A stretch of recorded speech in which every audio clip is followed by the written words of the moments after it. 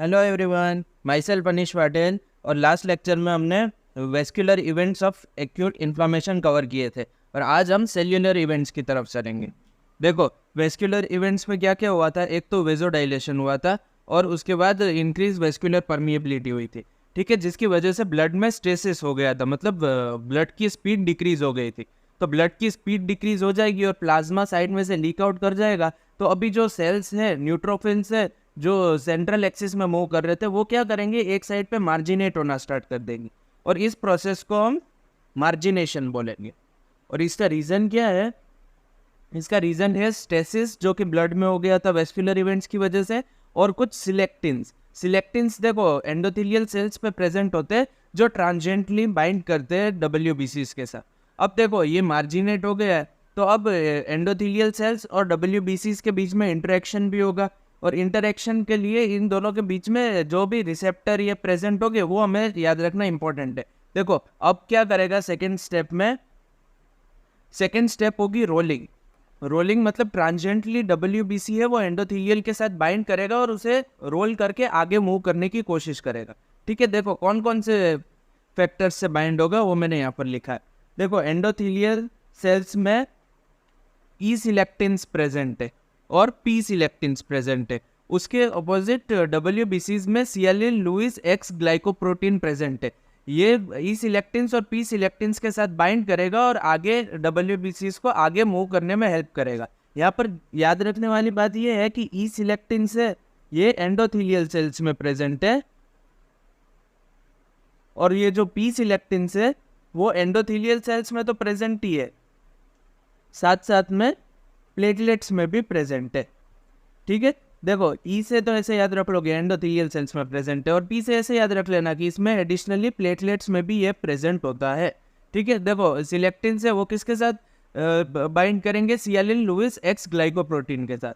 ठीक है, देखो अभी नेक्स्ट स्टेप की तरफ चलते हैं। नेक्स्ट स्टेप है एडेशन। देखो रोलिंग है ना, वो बहुत ही ट्रांजिएंट टाइम के लिए बाइंडिंग होती है, थोड़ी देर बाइंडिंग होगी और फिर वो छूट जाएगा। अभी थोड़ी परमानेंट टाइप की बाइंडिंग होती है जिसको हम एडेशन बोलते हैं।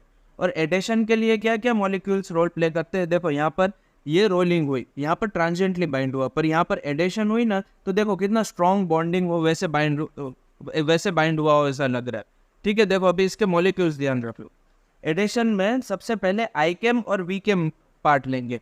आईकेम मतलब इंट्रासेल्यूलर सेल एडेशन मॉलिक्यूल और वीकेम मतलब वेस्कुलर सेल एडेशन मॉलिक्यूल। ठीक है, देखो इसको अब ये तो एंडोथेलियल सेल्स में प्रेजेंट है। ठीक है, इसके ऑपोजिट WBCs में क्या प्रेजेंट है उसको कैसे याद रखोगे, ये वीकेम है, उसके सामने लिख देना VLA4 और आईकेम में LFA1 या फिर MAC1।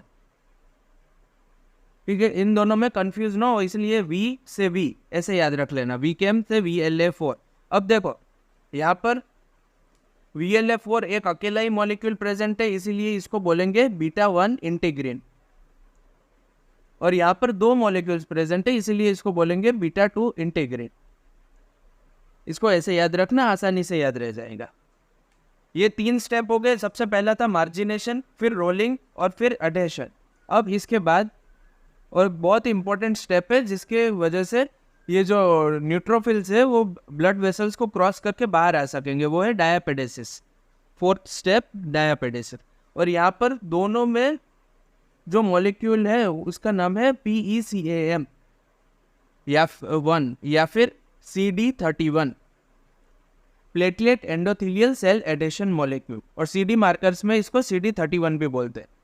ठीक है, ये डायबिटीज हो गया। और इसके बाद फिफ्थ स्टेप है, ये है कीमोटैक्सिस। कीमोटैक्सिस मतलब यूनिडायरेक्शनल मूवमेंट है WBCs का कोई भी इन्फेक्शन की तरफ। देखो अब इस फिगर को छोड़ के यहाँ पर देख लेते हैं। देखो डायबिटीज में platelet endothelial cell adhesion molecule present है जिसको हम CD31 भी बोलते हैं और ये कॉमन है WBCs में भी और एंडोथेलियल सेल्स में भी।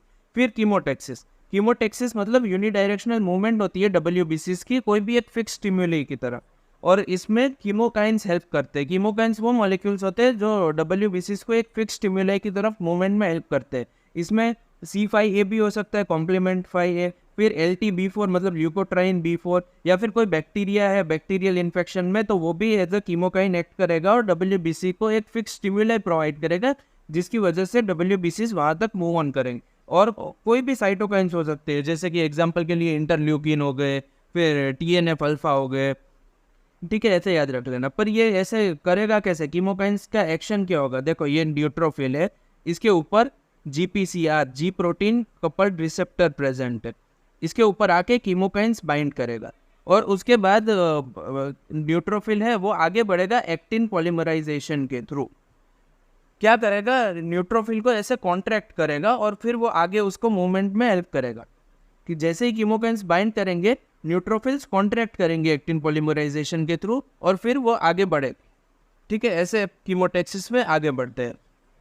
फिर नेक्स्ट स्टेप है और बहुत ही इंपॉर्टेंट स्टेप है फेगोसाइटोसिस। देखो फेगोसाइटोसिस है ना, वो खुद 3 डिफरेंट स्टेप में डिवाइडेड है। सबसे पहला स्टेप है रिकॉग्निशन और अटैचमेंट। जो भी इन्फेक्शन हो या एंटीजन हो उसको पहले रिकॉग्नाइज करना पड़ेगा और उसे अटैच करना पड़ेगा। तो न्यूट्रोफिल्स क्या करेंगे, जो नॉन सेल्फ होंगे ना एंटीजेंस या इन्फेक्शन, जो भी नॉन सेल्फ होगा उसको अपने सरफेस पे अटैच कर लेगा, और सरफेस पे अटैच करेगा तो न्यूट्रोफिल के पास रिसेप्टर भी होना चाहिए अटैच करने के लिए। 2 रिसेप्टर प्रेजेंट होते हैं, एक है स्कैवेंजर रिसेप्टर और एक है मेनोज रिसेप्टर। ये रिसेप्टर क्या क्या रिकॉग्नाइज करेंगे वो भी इंपॉर्टेंट है। स्कैवेंजर रिसेप्टर है, ये रिकॉग्नाइज करेंगे ऑक्सीडाइज LDL। ये आगे और ज़्यादा समझ में आ जाएगा, अब इसके लिए इतना याद रखो तो काम चल जाएगा। और मेनोज रिसेप्टर है, मेनोज कहाँ पे प्रेजेंट होगा, बैक्टीरियल सेल वॉल पे, इसीलिए ये बैक्टीरियल सेल वॉल को रिकॉग्नाइज करेंगे। देखो रिकॉग्निशन भी हो गया और अटैचमेंट भी हो गया, अब उसकी ऑप्सोनाइजेशन की जाएगी। ऑप्सोनाइजेशन में क्या करेंगे कि कोई भी एंटीजन जिसको हमने रिकॉग्नाइज किया है उसके ऊपर कोटिंग कर देंगे ताकि उसकी फेगोसाइटिक एफिशिएंसी इंक्रीज हो सके। देखो इसको ऐसे समझो कि आपको समोसा खाना है, ठीक है, आप ऐसे डायरेक्ट तो नहीं खा लोगे, उसे चटनी में डिप करके खाओगे। और चटनी में डिप करोगे मतलब क्या हुआ, आपका समोसा है वो एंटीजन है और चटनी है वो कोटिंग है, आपने उसके ऊपर कोटिंग की। और कोटिंग क्यों की, ताकि उसको और ज़्यादा आप टेस्टी बना सको, ठीक है। तो वैसे ही ऑप्सोनाइजेशन होता है, यहाँ पर एंटीजन है उसके ऊपर कोटिंग की जा सकती है ताकि उसकी फेगोसाइटिक एफिशिएंसी इंक्रीज हो सके, ठीक है, समझ में आया। पर देखो अगर आपके पास चटनी अवेलेबल नहीं है या फिर चटनी आपने गिरा दी गलती से, तो क्या करोगे, आप समोसा छोड़ तो नहीं दोगे, आप खाओगे तो चटनी के बिना भी खा लोगे। तो मतलब ये है कि ऑप्सोनाइजेशन है ये मस्ट नहीं है, पर अगर होगा तो फेगोसाइटिक एफिशिएंसी इंक्रीज होगी, ठीक है, ये मस्ट स्टेप नहीं है। फेगोसाइटोसिस में ऑप्सोनाइजेशन नहीं होगी तो भी काम चल जाएगा, पर अगर ये होगी तो फेगोसाइटिक एफिशिएंसी बहुत ज़्यादा इंक्रीज हो जाएगी। और ऑप्सोनाइजेशन है ये मीडिएटेड बाय ऑप्सोनिन्स। और इसको याद कैसे रखोगे, देखो C3b C4b C5b ये कॉम्प्लीमेंट्स है सारे, जिसमें एंड में B आ रहा हो ना 3 4 5 ऐसे करके याद रख लेना। फिर C रिएक्टिव प्रोटीन, ये C और कॉम्प्लीमेंट वाले C को कंफ्यूज मत करना है, यहाँ पर ये जो C है वो है capsular polysaccharide of pneumococcal antigen. ये अपी के लिए याद रहता है तो याद रख लो, वरना माइक्रो में ये पूछा जाता है क्या बोलते हैं ये C reactive what does C stand for, ऐसा करके MCQ आता है। फिर देखो और एक ऑप्सोनिन है जो है FC रिसेप्टर ऑफ IgG। देखो ये IgG है, इसने एंटीजन को बाइंड किया, और ये है FC रिसेप्टर ऑफ IgG जो कि एक पॉलीमॉर्फ पे प्रेजेंट होता है। ये जैसे ही IgG एंटीजन को बाइंड करेगा वो जाके FC रिसेप्टर पे जाके बाइंड कर जाएगा। अब ये पॉलीमॉर्फ है, कोई भी टाइप का पॉलीमॉर्फ हो, वो क्या करेगा, इसको डिस्ट्रॉय कर देगा, ठीक है। ये था पूरा प्रोसेस ऑप्सोनाइजेशन का। अब एंगल्फमेंट का प्रोसेस देखते हैं जो कि फेगोसाइटोसिस का लास्ट स्टेप है।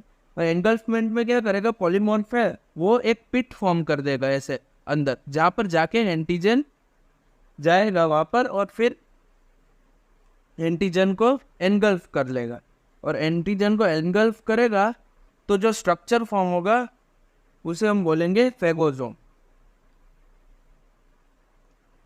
ये ऐसा सिंपल वैक्यूल नहीं है, इसमें एंटीजन भी है, ठीक है, एंटीजन है और ये वैक्यूल फॉर्म कर लिया है, इसको हम फेगोसोम बोलेंगे, ठीक है, समझ में आ गए। ये मेन 6 स्टेप्स थे सेल्यूलर इवेंट्स में। एक और स्टेप है किलिंग का, वो मैं अलग से इसको नेक्स्ट लेक्चर में डिस्कस कर लूँगा, वरना खामखा वीडियो बहुत ज़्यादा लंबी बन जाएगी और आप लोग देखोगे भी नहीं। मैंने अभी अभी देखा कि मैंने सेल एडेप्टेशंस पे 17 मिनट की वीडियो बनाई है, उसको किसी ने देखा ही नहीं यार। ऐसा थोड़ी चलता है यार, 17 मिनट का वीडियो पर आप कम पूरा देखो तो सही। उसमें मैंने चारों के चारों सेल एडेप्टेशन बहुत ही ईजिली वे में कवर कर दिए, और उसमें तो मेटाप्लेजिया बहुत ही ज़्यादा इंपॉर्टेंट भी। देखो सेल्यूलर इवेंट्स में आज क्या क्या पढ़ा वो देखो। सबसे पहले स्टेप 1 है मार्जिनेशन। मार्जिनेशन का रीजन है स्टेसिस, मतलब वेलोसिटी ऑफ ब्लड डिक्रीज हो जाएगी, उसकी वजह से मार्जिनेशन देखने को मिलेगा। फिर मार्जिनेशन होगा तो WBCs और एंडोथेलियल सेल्स के बीच में इंटरेक्शन बढ़ेगा। तो सेकेंड स्टेप हमें देखने को मिलेगा रोलिंग। रोलिंग में बहुत ज़्यादा इंटरेक्शन नहीं होता है, माइल्ड इंटरेक्शन होगा। और किस किस के बीच में? एंडोथेलियल सेल्स पे सिलेक्टिन्स प्रेजेंट है, दो टाइप के सिलेक्टिन्स थे, ई सिलेक्टिन्स और पी सिलेक्टिन्स। उसके ऑपोजिट WBCs पे सियालिन लुइस एक्स ग्लाइकोप्रोटीन प्रेजेंट है। वो दोनों एक दूसरे के बीच में इंटरेक्शन करेंगे और रोल करके आगे मूवमेंट करेंगे न्यूट्रोफिल की। फिर थर्ड स्टेप है एडेशन। एडेशन में एंडोथेलियल सेल्स पे क्या प्रेजेंट था? आईकेम और वीकेम प्रेजेंट है, और उसके ऑपोजिट न्यूट्रोफिल पे VNF4 और LFA1 और MAC1, जिसे बीटा 1 इंटीग्रिन और बीटा 2 इंटीग्रिन भी रिस्पेक्टिवली बोलते हैं, वो प्रेजेंट थे। उनकी वजह से एडेशन हुआ। फिर फोर्थ स्टेप है डायापेटिसिस। डायापेटिसिस पे दोनों न्यूट्रोफिल हो या फिर एंडोथेलियल सेल्स हो, उस पर PECAM, PCAM1 या फिर CD31 प्रेजेंट था, तो platelet endothelial cell adhesion molecule, इसकी वजह से डायापेटिसिस हुआ। और लास्ट फिफ्थ स्टेप है कीमोटेक्सिस। कीमोटेक्सिस में WBCs जो डायबिटीज अंडरगो कर रहे थे वो एक फिक्स स्टिमुलाई की तरफ मूव ऑन करेंगे, और जैसे ही फिक्स स्टिमुलाई की तरफ, मतलब जहाँ पे इन्फेक्शन प्रेजेंट होगा वहाँ पर पहुँचेंगे तो वहाँ पर फेगोसाइटोसिस स्टार्ट कर देंगे। फेगोसाइटोसिस में सबसे पहला स्टेप क्या है कि सबसे पहले रिकॉग्नाइज करेंगे और अटैचमेंट कर देंगे नॉन सेल्फ एंटीजन को। और दो रिसेप्टर प्रेजेंट है, स्कैवेंजर और मैनोज रिसेप्टर। स्कैवेंजर रिसेप्टर है वो ऑक्सीडाइज LDL को सेंस करेंगे, और मैनोज रिसेप्टर है वो बैक्टीरियल सेल वॉल को सेंस करेंगे। फिर ऑप्सोनाइजेशन करेंगे, कोटिंग कर देंगे एंटीजन की, ताकि वो और ज़्यादा टेस्टी हो सके, मतलब फेगोसाइटिक एफिशिएंसी इंक्रीज हो सके। और ये ऑप्सोनिन्स के एग्जाम्पल थे। उसमें सबसे इंपॉर्टेंट है FC रिसेप्टर ऑफ IgG। जैसे ही इम्यूनोग्लोबिन G है वो एंटीजन के साथ बाइंड करके FC रिसेप्टर के साथ बाइंड करेगा तो पॉलीमॉर्फ होगा, वो उसे डिस्ट्रॉय कर देगा। फिर थर्ड स्टेप है एनगल्फमेंट का। एनगल्फमेंट में क्या होगा?